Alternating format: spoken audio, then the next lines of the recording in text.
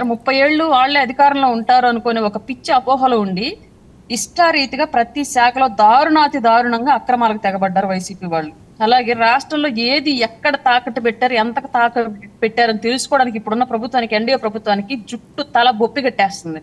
విజయవాడలోనే ఎన్నో ప్లేసులు తాకట్లో పెట్టారన్న విషయం ఇప్పుడు ప్రభుత్వంలోకి వచ్చిన తర్వాత కానీ తెలియదు. అంతకుముందు మనకి ఎవరికి తెలియదు. అంటే చీకట్లో జీవోలు పెట్టారు కాబట్టి ఏ జీవో ప్రకారం ఏ ఆస్తి ఎవరి దగ్గర తాకట్టు పెట్టారు, ఏది అమ్మకానికి పెట్టారు అన్న విషయం బయటికి రాలా. ఇవాళ ప్రభుత్వం చేజిక్కించుకున్నాక ఒక్కొక్కటి తవ్వుతుంటే అసలు ఎంత అప్పు తేల్చారు అన్నది తెలియనంత పరిస్థితి వాళ్ళ ఉంది. నిజంగానే చంద్రబాబు నాయుడు గారికి, పవన్ కళ్యాణ్ గారికి అసలు ఒక రకమైనటువంటి అయోమయం క్రియేట్ అవుతుంది. ఎంత అప్పులు ఎందుకు చేశారు, ఎలా చేశారు, దీన్ని ఎలా సాధ్యమైంది, దీన్ని ఎలా తీర్చాలి, ఏం చేయాలి, ఇప్పుడు అసలు ఆ ప్రాపర్టీని వదిలేసుకోవాలా లేదంటే తీర్చాలా, తీరిస్తే వచ్చి దాని ప్రాపర్టీ తర్వాత మన చేతికి వచ్చిన తర్వాత దాని మీద వచ్చే ఆదాయాన్ని ఏ విధంగా క్యాలిక్యులేట్ చేసుకోవాలి, తీర్చడానికి అయ్యే డబ్బులే ఎక్కువ అవుతాయా లేదంటే అది వచ్చిన తర్వాత మన చేతికి వచ్చే ఆదాయం ఎక్కువ వచ్చింది, దాన్ని కంపారిజన్ చేసుకోవడానికి వాళ్ళకి అసలు చాలా టైం పడుతుంది. ఇట్లాంటి సిచ్యువేషన్ క్రియేట్ చేసి రకరకాలుగా అన్ని రకాల ఇసుకలో కానివ్వండి, మద్యంలో కానివ్వండి, మైనింగ్ లో కానివ్వండి, ఎర్రచందనం దోపిడీలో కానివ్వండి, రకరకాల అవినీతికి పాల్పడ్డారు. కారణం ఒక్కటే, ఉచిత పథకాలు ఇస్తున్నాము, పథకాలకు మోసపోయిన జనాలు మనల్ని 30 ఏళ్ళు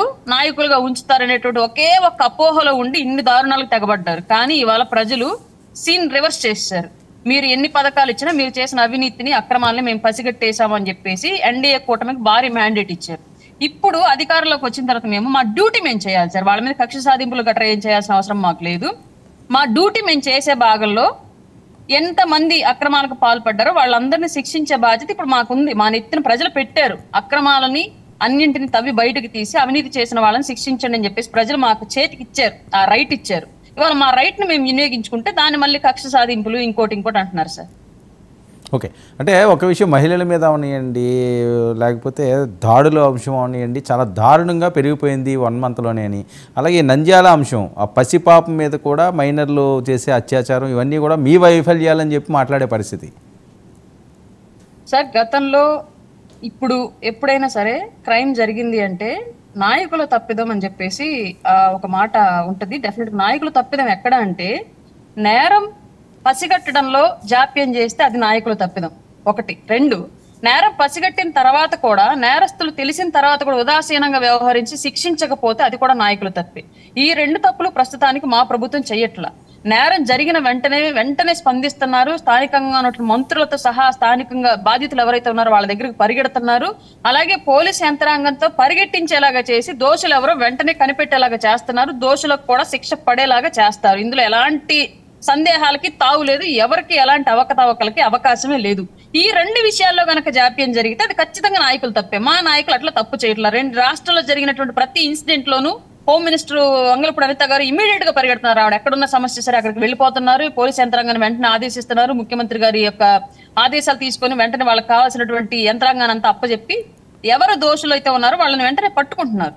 కానీ ఇక్కడ సమస్య ఏంటి అంటే, సొసైటీలో ఎప్పటి నుంచో ఒక రకమైనటువంటి ఈ నేరపూరితమైన వ్యవహార శైలి అనేది ఈ గంజాయి, డ్రగ్స్, ఈ మద్యం వీటన్నింటి మీద ఆధారపడి ఉంది. అలాగే చిన్న వయసులోనే జాబ్లు లేక లేదంటే తల్లిదండ్రులకు దూరంగా ఉంటూ ఇట్లాంటి సిచ్యువేషన్స్ అన్ని క్రియేట్ అయ్యి పిల్లల మనస్తత్వం అనేది ఒక రకమైన క్రూయల్ గా తయారవుతుంది. వీటన్నిటిని కట్టడి చేస్తే ఈ చిన్న వయసులో దారుణాలు జరగకుండా, పెద్ద వయసులో అయినా సరే ఇట్లాంటి అవినీతి నేరాలు అనేవి జరగకుండా అడ్డుకట్ట వేయడానికి ఈ గంజాయి, డ్రగ్స్ అనే వాటిని పూర్తిగా అరికట్టగలిగితే ఖచ్చితంగా చాలా వరకు నేరాలను ఆపొచ్చు. దాని మీదే ప్రస్తుతం మా ప్రభుత్వం వర్క్ చేస్తుంది. గంజాయి, డ్రగ్స్ అనేవి రాష్ట్రంలో అసలు ఎక్కడ కనిపించకుండా తరిమేయాలన్నటువంటి ఒక ప్రాజెక్ట్ ని చేపట్టి దాని మీద వర్క్ చేస్తున్నారు సార్. తొందరలోనే ఆ రిజల్ట్ అనేది కూడా క్లియర్ గా రాష్ట్ర ప్రజలకు కనిపించింది. ఓకే, లక్ష్మణ్ సార్ ఒక్క మాట సార్, నాది చిన్న మాట. ఇది లక్ష్మణ్ అన్న గారికి. లక్ష్మణ్ అన్నయ్య, ఎందుకు మీరు గత ప్రభుత్వంలో మిగతా అధికార ప్రతినిధులంతా ప్రజల ఆస్తులంతా వాళ్ళు తినేసి వెళ్ళిపోతే మీరు చివరి ఆఖరిలో వెళ్ళి మీరెందుకు ఇప్పుడు వచ్చి పాపం జనం తిట్లు అంటున్నారు? నాకు నిజంగా చిల్లగా బాధేస్తుంది మిమ్మల్ని. మీరు ఒక్కరు తప్ప ఇంకెవరు డిఫెండ్ చేయట్లేదు వాళ్ళని. అసలు ఎక్కడ చూసినా మీరే కనిపిస్తున్నారు. తిండి ప్రజల ఆస్తులన్నీ వాళ్ళకను, ఇప్పుడు తిట్టే తిట్లన్నీ మీకు. ఎందుకు మీకు ఈ శ్రమ నాకు అర్థం కావట్లేదు.